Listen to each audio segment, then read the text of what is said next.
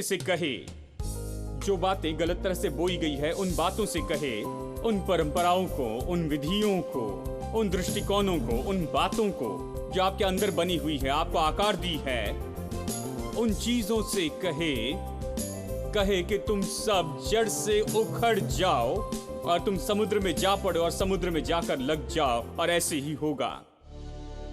When the oceans rise and thunders roll, I will soar with you above the storm.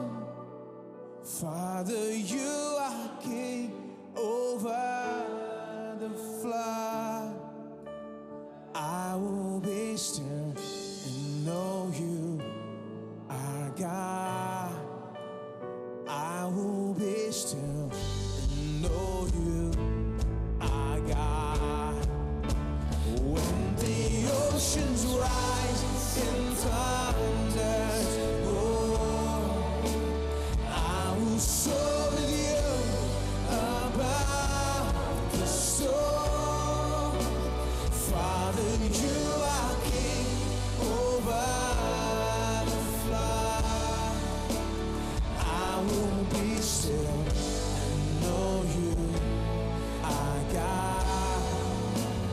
I will be still and know you are God. I will be still and know you are God.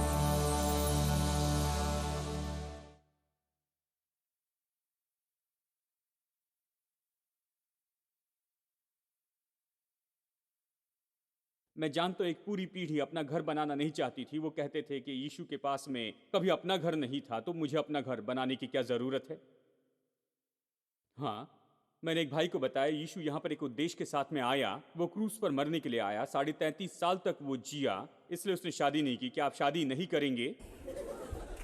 हाँ, यीशु जैसे होना है तो पूरी तरह से उसके जैसे हो जाए। वो मरने के लिए आया था, इसलिए उसने घर नहीं खरीदा। मरने वाले व्यक्ति को घर की जरूरत नहीं, लेकिन लगता है वो बहुत अच्छे घर में रहता था, जानते हैं। लेकिन उसे घर खरीदना नहीं था, जमीन नहीं खरीदनी थी, हेडक्वार्टर बनाना नहीं था, और ये सारी बातें यहां नहीं करना चाहता था। वो मरने के लिए आया कि जी उठे और फिर से पिता के पास में जाए। लेकिन हमें हेडक्वार्टर्स चाहिए, हमें चर्च चाहिए, हमें बिल्डिंग चाहिए, एयर कंडीशन चाहिए, हमें कार चाहिए, प्लेन चाहिए, हमें सब कुछ चाहिए।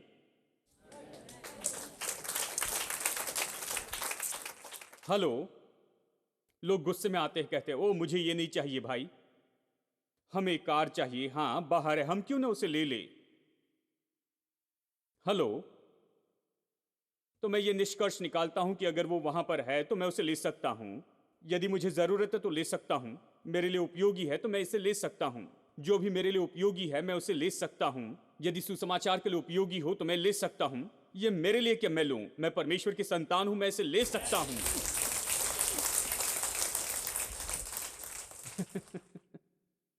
हम उसके मालिक क्यों नहीं हो सकते हैं?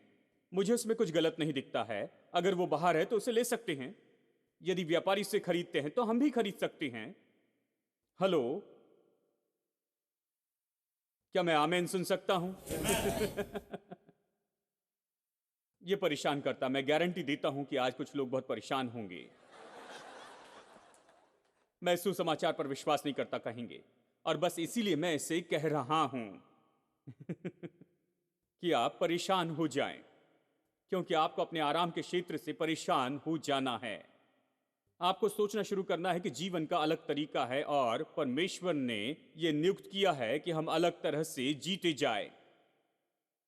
और मुझे माफ करना अगर आप अपनी परंपरा को थामे हुए हैं और अपने छोटे से घेरे में खेलते हैं और मानसिक रूप में 10 फीट में ही हैं, ऐसी मानसिकता के हैं और उससे कभी बाहर नहीं आते हैं। तो मैं आपको बताऊं दोस्तों, हम कहीं पर भी नहीं जा सकते हैं। देखिए, हाँ, यानी परमेश्वर ने हमारे लिए महान योजनाएं रखी हैं।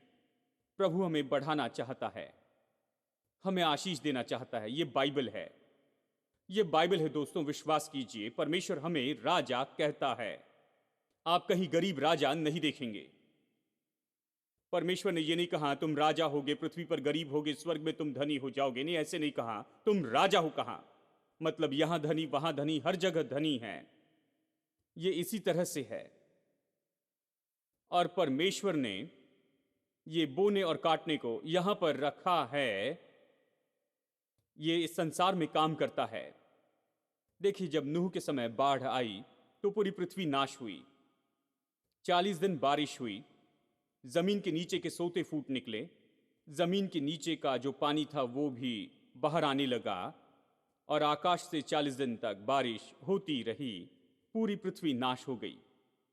1 साल से भी ज्यादा समय तक नूह जहाज में ही था। 1 साल से भी ज्यादा समय बाहर नहीं आ पाया, जहाज में ही था। 1 साल के बाद में कल्पना कीजिए, पूरी पृथ्वी पर पानी भरा हुआ था। 1 साल बाद बाहर आता है, क्योंकि परमेश्वर ने कहा बाहर जा, तू और तेरी पत्नी और तेरे बच्चे, सारे पशु और पक्षी, तुम बाहर जाओ। और फिर परमेश्वर ने कहा तुम बाहर जाओ, क्योंकि ये सारे पशु और पक्षी और तुम सब बहुगुणित हो जाओ, और तुम फलवंत हो जाओ, बहुतायत से बहुगुणित हो जाओ, फलवंत हो जाओ। यहां पर इन्हीं शब्दों का उपयोग किया गया है कि तुम बहुतायत से बहुगुणित हो जाओ और तुम फलवंत हो जाओ। सब लोग कहें कि बहुतायत से बहुगुणित हो जाओ। हाँ, अब नूह ने पृथ्वी को देखा होगा और इस बाढ़ के कारण जो विनाश हुआ वो देखा। वो चौंक गया होगा और उसने कहा होगा, मेरे प्रभु, मैं अपने जीवन को फिर से किस तरह से शुरू करूं? क्या ये पृथ्वी कभी कुछ उपजा पाएगी? ऐसे दिखाई देता है कि पूरी तरह खत्म हो चुका, नाश हो चुका। क्या इसमें से कुछ अच्छा बाहर आएगा? मैं इन सारी बातों को वापस कैसे लाऊंगा? इसके पहले की दशा में प्रभु ने कहा, चिंता न करो, बोने और काटने का नियम जब तक ये पृथ्वी है तब तक ये काम करते रहेगा। और जब तक बोने और काटने का नियम बना है, देखिए यहां पर उत्पत्ति अध्याय 8 के अंतिम वचनों में इस तरह से लिखा है, जब तक पृथ्वी है तब तक बोने और काटने का नियम काम करते रहेगा। और परमेश्वर ने कहा जब तक बोने और काटने का नियम काम करते रहेगा, तो जो विनाश तुम देख रहे हो इसके बारे में चिंता करने की जरूरत नहीं। तुम्हें यह देखने की जरूरत नहीं कि यह कितना बुरा दिखता है। चाहे कितना भी बुरा हो, तुम शुरू कर सकते हो, तुम इसे वापस ला सकते हो और इसे फिर से सुंदर बना सकते हो। आज ये पूरा संसार बर्बाद है। आर्थिक बातों के कारण बाढ़ के जैसे आर्थिक बर्बादी आ चुकी है। लोग पूरे संसार में चोट खाए हैं। हर जगह लोग कहते हैं मेरे पास काम नहीं, मेरे पास पैसा नहीं, हमारा घर अभी नहीं रहा और हम दुख उठा रहे हैं। लोग आर्थिक परेशानी और मुश्किलों में से होकर जा रहे हैं। कुछ लोग कहते हैं क्या हम इससे कभी बाहर आ पाएंगे? क्या हम इसके अंदर पूरी तरह से फंसते चले जाएंगे और पूरे नाश हो जाएंगे? मैं आपको बताऊं मेरे दोस्तों, विश्वासियों को इन बातों से डरना नहीं है, क्योंकि परमेश्वर ने हमें बोने और काटने का नियम दिया हुआ है कि यहां तक कि विपत्ति के बीच में भी हम बिल्कुल नया जीवन लेकर आ सकते हैं, बहुत ही संपन्न जीवन। सब कुछ शायद नाश हो जाए, लेकिन हम शुरू कर सकते हैं, क्योंकि बोना और काटना हमारे लिए काम करेगा। लेकिन हमारा जो मन है इन बातों के लिए प्रोग्राम होना चाहिए। जानते हैं, ऐसे कहते हैं कि लोग जो है उनका मन प्रोग्राम होता है, उनके जन्म से 12 साल की उम्र तक सब कुछ प्रोग्राम हो जाता है। क्या यह अद्भुत नहीं? इसके पहले कि हम सारी बातों को जाने, वहां पर पूरी बातों का प्रोग्राम हो गया। नुकसान हो चुका है, मन में प्रोग्राम हो चुका है, आपकी परंपरा का, आपके काम करने के तरीके का, अपना दृष्टिकोण का, सारी बातें, सब कुछ वहां पर है और आपके मन में ये प्रोग्राम हो चुका है। 12 साल की उम्र तक आप प्रोग्राम्ड व्यक्ति हो जाते हैं। ज्यादातर प्रोग्रामिंग अभी पहले ही हो चुकी है। हाँ, लेकिन मनुष्य के बारे में सबसे सुंदर बात यह है कि केवल मनुष्य ही एक ऐसा व्यक्ति है जो कि खुद को प्रोग्राम कर सकता है जो खुद को प्रोग्राम कर सकता है। बाकी सारी चीजें यानी कंप्यूटर में आपको प्रोग्राम करना पड़ता है, लेकिन आप खुद प्रोग्राम कर सकते हैं। यह बड़ा लाभ है जो परमेश्वर ने हमें दिया हुआ है। आप खुद को प्रोग्राम कर सकते हैं। यह अच्छी खबर है। इसलिए रोमियो अध्याय 12:2 कहता है कि तुम इस संसार के सदृश न बनो, लेकिन अपने मन के नए हो जाने से तुम बदल जाओ। ये क्या कहता है? ये कहता है तुम संसार के जैसे न बनो, बाकी संसार के जैसे न सोचो, बदल जाए, अपना मन बदल दे, अपने मन को नया बनाने के द्वारा एक अलग व्यक्ति हो जाएं। अपने मन के नए हो जाने से आप भी पूरी तरह से बदलते चले जाएं। तो कोई फर्क नहीं पड़ता कि पहले कौन सा प्रोग्राम हो चुका है, कौन सी गड़बड़ी वहां पर गई है और वहां पर कौन सी बातें बोई गई है। देखिए, अगर ये ऐसी बात है जिसे स्वर्गीय पिता ने नहीं लगाया है, मैं आपको बताऊं, आप इसे फिर से रिप्रोग्राम कर सकते हैं, इसे निकाल सकती हैं। कैसे निकाल सकते हैं? पिछले हफ्ते मैंने बताया, अगर राई के दाने जैसे विश्वास है तो इस पेड़ से तुम कहना कि तुम जड़ के साथ में उखड़ जाओ और समुंदर की तह में जाकर लग जाओ, और जब तुम इसे कहोगे तो ऐसे ही होगा। बस इसे कहे, जो बातें गलत तरह से बोई गई है उन बातों से कहे, उन परंपराओं को, उन विधियों को, उन दृष्टिकोणों को, उन बातों को जो आपके अंदर बनी हुई है, आपको आकार दी है, उन चीजों से कहे कि तुम सब जड़ से उखड़ जाओ और तुम समुद्र में जा पड़ो और समुद्र में जाकर लग जाओ, और ऐसे ही होगा। अपने मुंह के अंगीकार के द्वारा आप ये कर सकती हैं, खुद को रिप्रोग्राम कर सकती हैं। हाँ, नई सीमाओं को बना सकती हैं, 10 फीट की मानसिकता से बाहर आ सकती हैं, अपनी सीमाओं को बढ़ा सकते हैं। हमारा परमेश्वर असीमित परमेश्वर है। आप असीमित रीति से सोचिए, आप नए तरीके से सोचिए, आप बाइबल के तरीके से सोचिए, आप संभावनाओं के बारे में सोचते जाए। देखिए, परमेश्वर ने कहा धन संपत्ति तुम्हारे घर में होगी, तुम पूछ नहीं लेकिन सिर्फ बनोगे। तुम नीचे नहीं रहोगे लेकिन तुम ऊपर रहोगे। तुम उधार नहीं लोगे लेकिन उधार दोगे।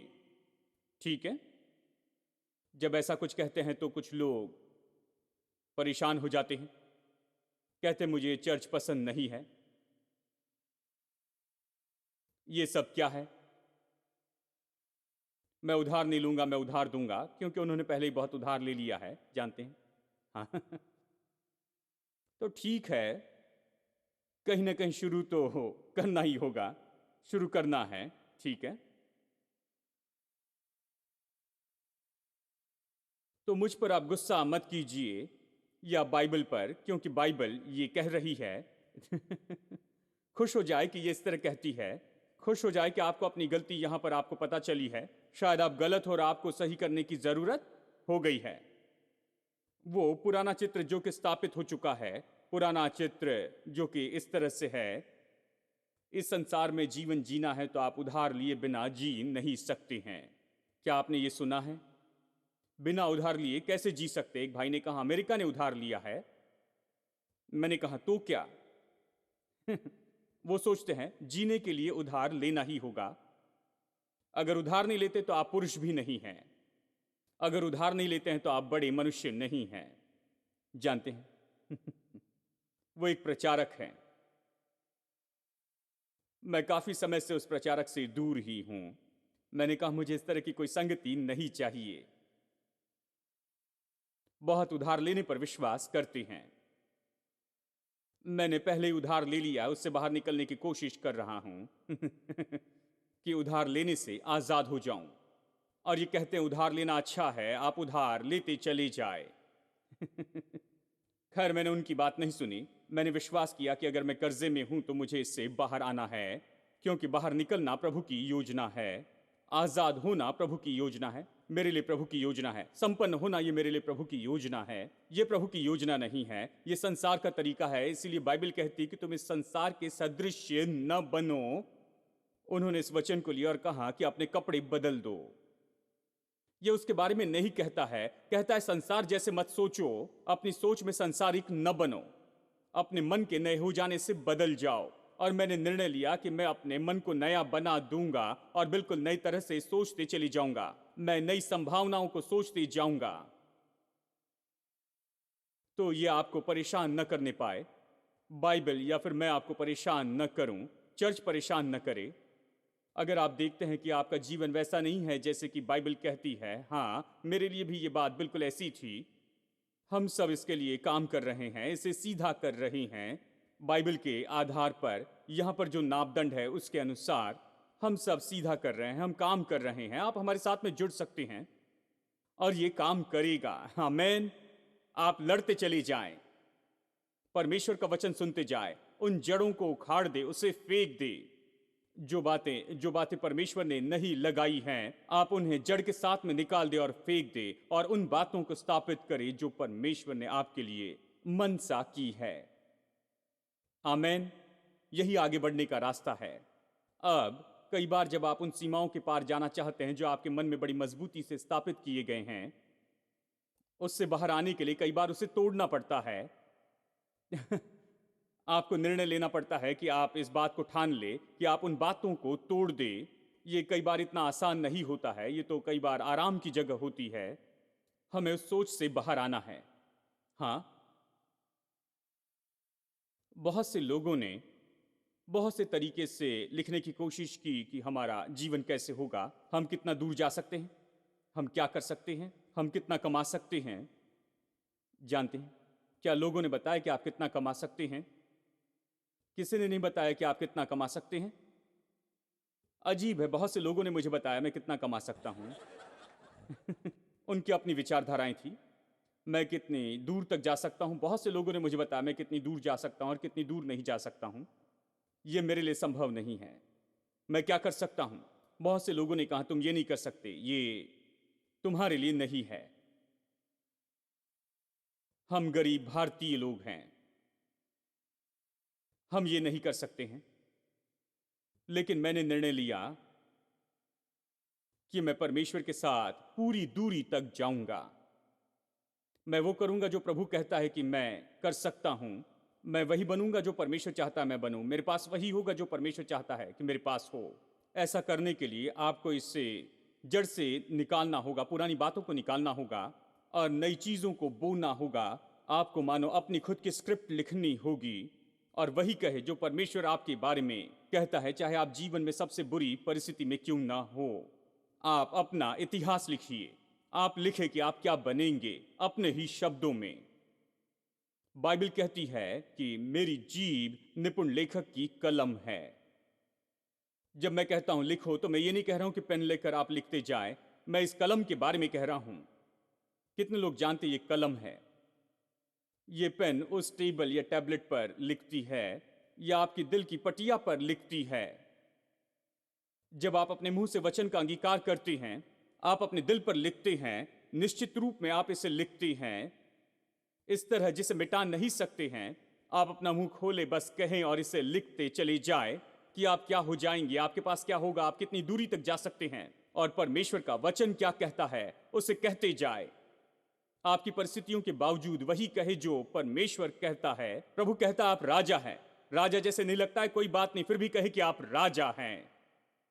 यह मुश्किल बात नहीं है। सब लोग कहिए मैं राजा हूं। देखिए यह आसान है। कुछ लोगों के लिए मुश्किल होता है। खैर भाई, मैं ऐसा महसूस नहीं करता हूं। कोई बात नहीं, बस इसे कहिए, बस इसे अपने दिल में लिख ले। आप अपने मुंह को खोले और इसे अपने दिल में लिख ले, इसे कहने के द्वारा। देखिए, प्रभु ने कहा धन संपत्ति तुम्हारे घर में होगी। इसे अपने दिल में लिख ले, धन और संपत्ति मेरे घर में होगी। मैं तो पूंछ नहीं लेकिन सिर बनूंगा। मैं नीचे नहीं लेकिन ऊपर रहूंगा। मैं उधार नहीं लूंगा, उधार दूंगा। मैंने बहुत उधार लिया है। कोई बात नहीं, बस आप इसे कहते जाए। आप इससे कब बाहर निकलेंगे? इसे कहने से शुरू करना है। हाँ, आपको इसे कहने से शुरू करना है। अपने मुंह से कहे, बस लिखना शुरू कर दे कि मैं ऐसा ऐसा हो जाऊंगा, मैं ऐसा हो जाऊंगा। यही तो मेरी मंजिल है। मैं अपनी मंजिल लिख रहा हूं। कोई और आपकी मंजिल को न लिखने पाए। किसी के पास यह अधिकार नहीं कि आपसे कहे कि आप कितनी दूर जा सकते, क्या कर सकते, क्या नहीं कर सकते। आमेन। अपने जीवन को अपने शब्दों के द्वारा बनाती जाए। अपने शब्दों से अपनी सीमाओं को बढ़ाती चली जाए। अपने शब्दों से अपनी सीमाओं को बढ़ाती चली जाए। दूसरे लोग कभी आपके लिए कोई सीमा निश्चित करने न पाए, उनकी परंपरा से, उनके विश्वास से, कि वो आपको सारी बेकार की बातें कहें। नहीं, आप इसे कीजिए। चलिए अंत में एक वचन पढ़ते हैं। 2 कुरिन्थियों अध्याय 10 में देखिए वचन 3। क्योंकि यद्यपि हम शरीर में चलते फिरते हैं, मतलब इस शरीर में रहते हैं, तो भी शरीर के अनुसार नहीं लड़ते। क्योंकि हमारी लड़ाई के हथियार शारीरिक नहीं पर गढ़ों को ढा देने के लिए परमेश्वर के द्वारा सामर्थी हैं। किस तरह के गढ़ हैं? ये तो मानसिक गढ़ हैं, जैसे उस कुत्ते में ये गढ़ था, दिमागी दृढ़ गढ़, 10 फीट का दृढ़ गढ़। ये विचार उस कुत्ते को मजबूती से थामे हुए था। कुत्ता 10 फीट की दूरी को भूल नहीं सकता था। यह कुत्ता 10 फीट से बाहर नहीं जा सकता था। यही तो एक दृढ़ गढ़ है। और बहुत से लोग दिमागी दृढ़ गढ़ से परेशान होते हैं। और बाइबल कहती है कि हालांकि हम शरीर में, लेकिन हम फिर भी शरीर से युद्ध नहीं करते, तो भी शरीर के अनुसार नहीं लड़ते, क्योंकि हमारी लड़ाई के हथियार शारीरिक नहीं हैं, पर गढ़ों को ढा देने के लिए परमेश्वर के द्वारा सामर्थी हैं। इसलिए हम कल्पनाओं का खंडन करते हैं और हर एक ऊंची बात को जो परमेश्वर की पहचान के विरुद्ध में उठती है, और हर एक भावना को कैद करके मसीह का आज्ञाकारी, उसे मसीह का आज्ञाकारी बनाते हैं। हर विचार को नाश करते हैं। हर एक दृढ़ गढ़ को ढा दें जो परमेश्वर के वचन के विरुद्ध में है, और एक नया दृढ़ गढ़ बनाएं, विश्वास का नया दृढ़ गढ़, उज्जवल भविष्य का ये दृढ़ गढ़ बनाएं, संभावनाओं का दृढ़ गढ़ बनाएं, जो कि यीशु मसीह में संभव है। आप इसे कर सकते हैं, खुद को प्रोग्राम कर सकते हैं, आप शुरू कर सकते हैं। परमेश्वर का वचन कहने के द्वारा अपने मुंह से कहें, आप इसे कर सकते हैं। और मैं आपको बताऊं, अगर आज इसे करते हैं तो 1 साल के बाद आज आप जहां पर हैं वहां पर कभी नहीं रहेंगे। आप एक अलग स्तर पर होंगे। शैतान के झूठ पर विश्वास मत कीजिए। अगर वो कहता है नहीं कर सकते, मतलब आप कर सकते, इसलिए वो कहता है नहीं कर सकते हैं, वो झूठा है। अगर वो कहे कि आप गरीब हैं, इसका मतलब आप धनी हैं, इसलिए कहता है गरीब है। अगर वो कहता है बीमार है, तो इसका मतलब आप तंदुरुस्त हैं, इसलिए तो वो कहता है कि तुम बीमार हो। वो झूठा है। उसके झूठ पर विश्वास मत कीजिए, प्रभु वचन की सच्चाई पर विश्वास कीजिए। आमीन। The Lord is my light and the rock of my salvation. Of whom shall I fear? Everybody, the Lord is my light. The Lord is my light and the rock of my salvation. Whom shall I fear? Whom shall I fear? The Lord is my light and the rock of my salvation. Whom shall I fear? I offer up to you a sacrifice. I will sing praise unto your name. For you have conquered all my enemies. You are the God of my salvation.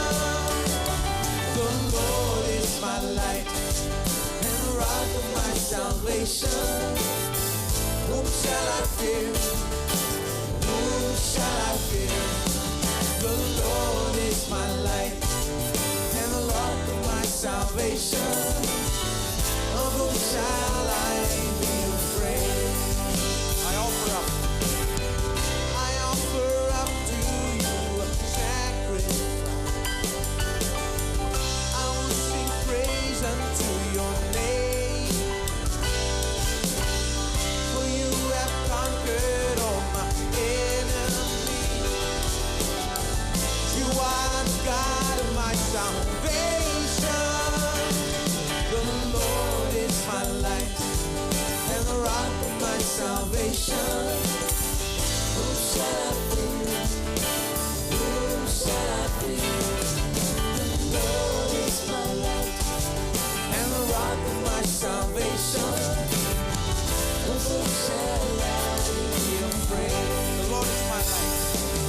The Lord is my light and the rock of my salvation. Whom shall I fear? Whom shall I fear? The Lord is my light and the rock of my salvation. Of whom shall I be afraid? I offer up to you. I offer up to you sacrifice. I will sing praise unto your name. For you have conquered all my enemies. You are the God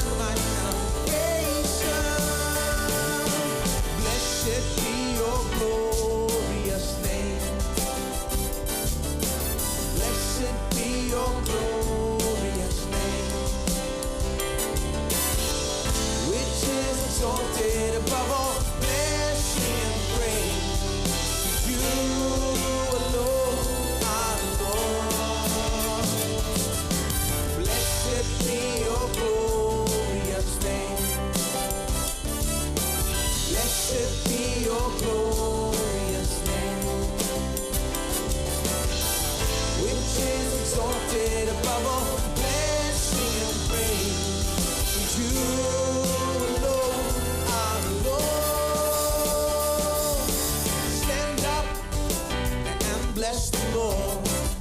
Forever and ever, stand up and bless the God. He alone is the Lord. Stand up and bless the Lord. Forever and ever, stand up and bless the God. He alone is the Lord of all. Blessed be your glorious name. Blessed be your glorious name, which is exalted above all blessing and praise. You alone are the Lord. Oh, blessed be your glorious name. Blessed be your glorious name, which is exalted above all blessing and praise. You alone are the Lord. Stand up and bless the Lord. Forever and ever, stand up and bless your God. He alone is the Lord. Stand up and bless the Lord. Forever and ever, stand up and bless your God. He alone is the Lord. Stand up and bless the Lord. Forever and ever, stand up and bless your God. He alone is the Lord. Stand up and bless the Lord. Forever and ever, stand up and bless your God.